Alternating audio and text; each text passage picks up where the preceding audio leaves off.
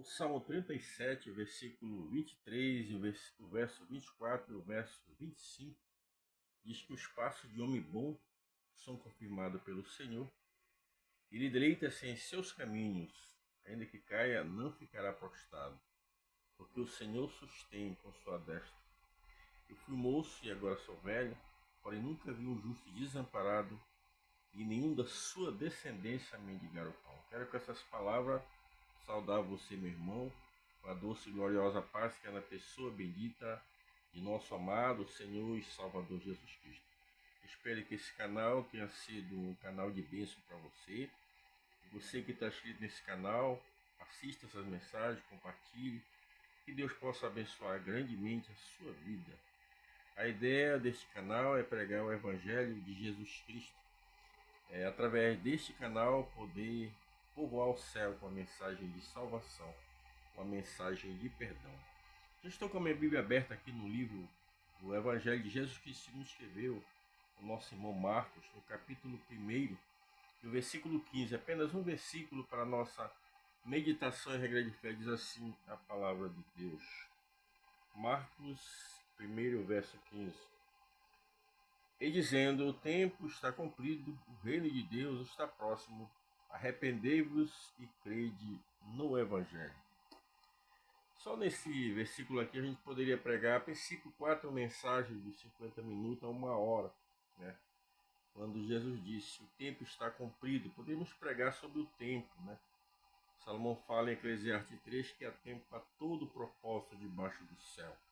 Deixa eu pregar sobre o tempo. Paulo falando em Gálatas 4, o versículo 4, ele disse: mas vindo a plenitude dos tempos, Deus enviou o seu Filho, nascido de mulher, nascido sobre a lei.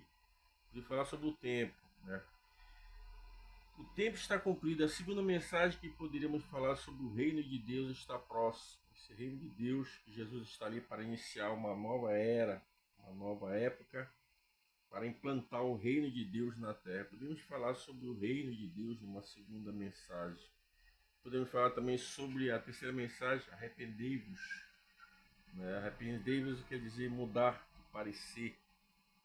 E a quarta mensagem é crede no Evangelho. Você precisa se arrepender dos seus pecados e precisa crer no Evangelho.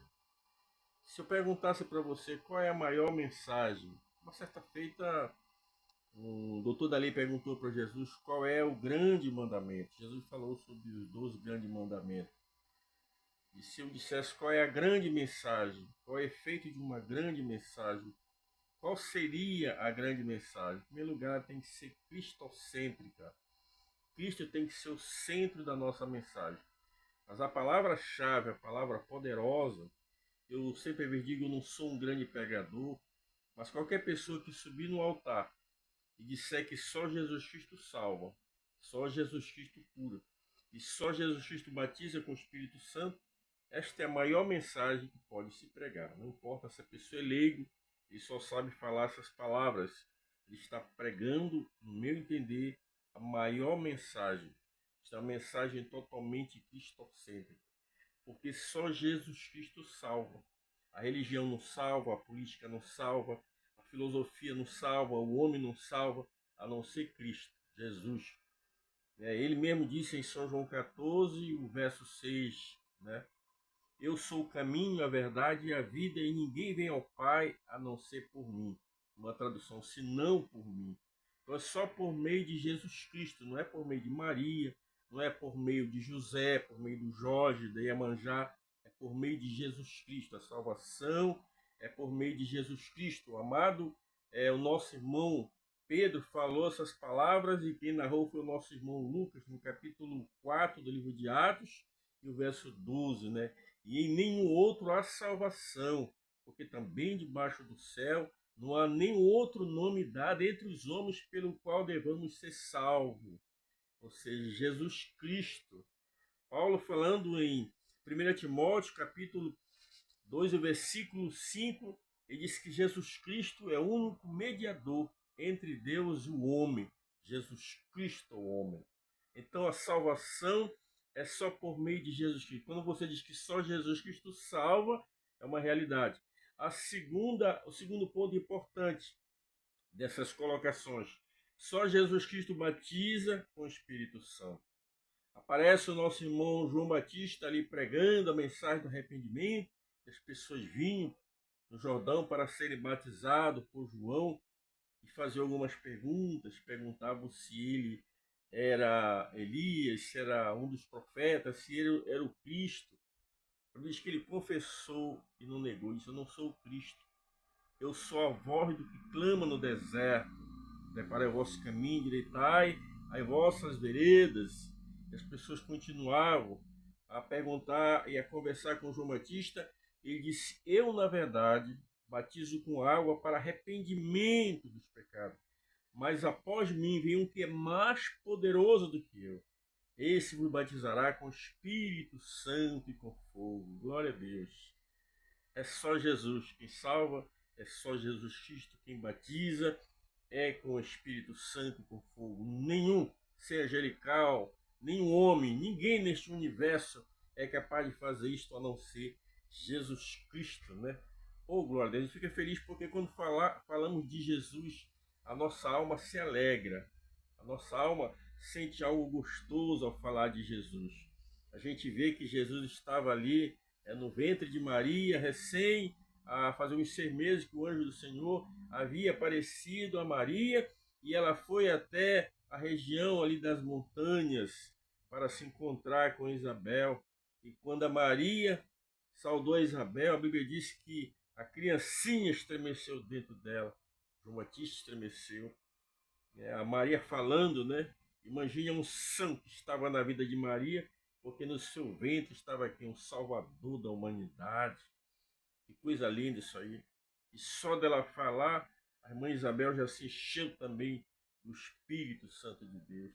É por isso que nós temos que estar cheio de Deus, cheio da presença de Deus. Eu sempre digo, pode faltar, como diz o gaúcho, um pilha no meu bolso, mas não pode faltar a presença de Deus, por meio do nosso amado, querido Espírito Santo de Deus. Então nós vimos aqui, em primeiro lugar, só Jesus Cristo salvo, já falei, só ele batiza o nosso irmão João Batista, que foi o precursor de Cristo, o arauto, que veio preparar o caminho para a chegada do Messias. Ele disse que só Jesus Cristo. E quando a gente fala de João Batista, eu lembro que Jesus disse que entre os nascidos de mulher não havia profeta maior do que João Batista, né? Entre os nascidos de mulher. Mas Jesus disse que o menor no reino do céu é maior que João Batista. Como é que a gente entende isso? Como é que a gente interpreta isso, né? Uma hora dessa eu vou explicar detalhadamente sobre isso, porque o foco da mensagem nesse momento é a mensagem tem que ser cristocêntrica. E quando pegamos uma mensagem cristocêntrica, é exatamente essa: só Jesus Cristo salva, só Jesus Cristo cura, e por último, só ele batiza com o Espírito Santo, e só ele quem cura. Ele quem cura todas as nossas enfermidades. Já aí no capítulo 53, a partir do verso 1, ele diz: quem creu em nossa pregação e a quem se manifestou o braço do Senhor, porque foi subindo como raiz perante ele, uma raiz de terra seca, não tinha parecer nem formosura. Olhando nós para ele, numa beleza via que desejasse, era desprezado e mais indigno de todos os homens. Mas verdadeiramente, no versículo 4 do capítulo 53 de Isaías, verdadeiramente ele tomou sobre si as nossas dores e as nossas enfermidades ele levou sobre si. O castigo que nos traz a paz estava sobre ele, e pelas suas pisaduras fomos sarados. Verso 6 diz: todos nós andávamos desgarrados como ovelha, cada um se desviava pelo seu caminho, mas o Senhor fez cair sobre ele a iniquidade de todos nós. Então só Jesus Cristo salva, só Jesus Cristo cura. Aqui o profeta Isaías, há 700 anos antes de Cristo, já vaticinava este grande poder, que Jesus verdadeiramente levaria sobre si as nossas dores e as nossas enfermidades. É Jesus que nos cura das nossas enfermidades. Nós recorremos à medicina porque foi deixada por Deus. O remédio cientista com nova descoberta, a terra produzindo as ervas medicinal. Isso aí é um auxílio para o homem, mas a cura verdadeiramente ela vem do Senhor Jesus. A gente vê nas grandes procissões que tem nesse país afora, é uma tristeza isso. As pessoas invocam o nome de uma imagem, recebem a cura, e na verdade quem cura é Jesus, não é as imagens. As imagens não têm poder de curar ninguém, só quem cura é Jesus, né? O amado irmão Lucas, no livro de Atos, ele diz que Deus ungiu a Jesus Cristo para desfazer as obras do diabo. As obras têm a ver com as doenças, com as enfermidades, com a maldição chamada pecado que estava sobre a humanidade, né? E Jesus permitiu que caísse sobre ele as nossas iniquidades. Então só Jesus Cristo salva, só Jesus Cristo cura e só ele batiza com o Espírito Santo. Esta é a maior mensagem que podemos pregar. Estamos assim pregando uma mensagem cristocêntrica. E no evangelho que eu li no Marcos, capítulo 1, versículo 15, o tempo está cumprido, o reino de Deus está próximo. Arrependei-vos e crede no evangelho. Duas coisas importantes que Jesus fala ali no final desse versículo. Se arrepender, mudar de pensamento, de atitude, né? Se arrepender. E em segundo lugar, você precisa crer no evangelho. E só uma forma de você crer no evangelho por meio do Espírito Santo. Através da leitura da palavra de Deus ali em Romanos capítulo 10, o versículo 17, a Bíblia diz, porque a fé vem pelo ouvir da palavra de Deus. É a palavra de Deus que vai gerar esta fé no meu e no teu coração para que nós possamos crer verdadeiramente no evangelho. Você observa que nesse Marcos 1:15, as primeiras palavras ditas por Jesus foi exatamente essa: arrependei-vos e crede no evangelho. Você precisa crer no evangelho. Em Marcos capítulo 16, versículo 15, Jesus disse: pregar o evangelho a toda criatura. Quem crê e for batizado será salvo. Quem, porém, não crê será condenado. Você precisa crer no evangelho. Você não precisa esperar o tempo acontecer para começar a crer. A gente olha para Jesus quando caminhou em direção ao Gólgota com aquela cruz. Havia um centurião que acompanhava Jesus ali, permitindo que ele fosse chicoteado. E agora, quando Jesus está na cruz ali, aquele centurião possivelmente acompanhando, ele viu os três na cruz, Jesus, ele viu também ali, uma à direita, outra à esquerda, né? E eles vão ali para ver, para tirar eles, que daqui a alguns minutos, algumas horas precisavam descer daquela cruz antes que as 18 horas chegassem, antes que as 6 horas acontecesse isso, de sexta para sábado, antes das 18 horas, ele foi ali, mas por volta ali das 3 horas da tarde, a Bíblia diz que Jesus esperou e disse: Pai, está consumado, em tua mão entrego o meu espírito. Por isso que o véu do templo se rasgou de alto a baixo, houve um grande terremoto, houve trevas sobre toda a face da terra, e aquele centurião que estava ali olhou para a cruz e disse: este verdadeiramente era o Filho de Deus. Não espere o último momento para crer. Esse moço acompanhou Jesus, a Bíblia não menciona o nome desse moço, não menciona a idade dele, mas era um moço romano, um centurião, responsável por uma escolta possivelmente de 100 soldados. Esse moço precisou ver todo esse sofrimento para agora reconhecer este verdadeiramente era o Filho de Deus. A partir de tudo que aconteceu, que ele começou a crer. Você precisa crer agora.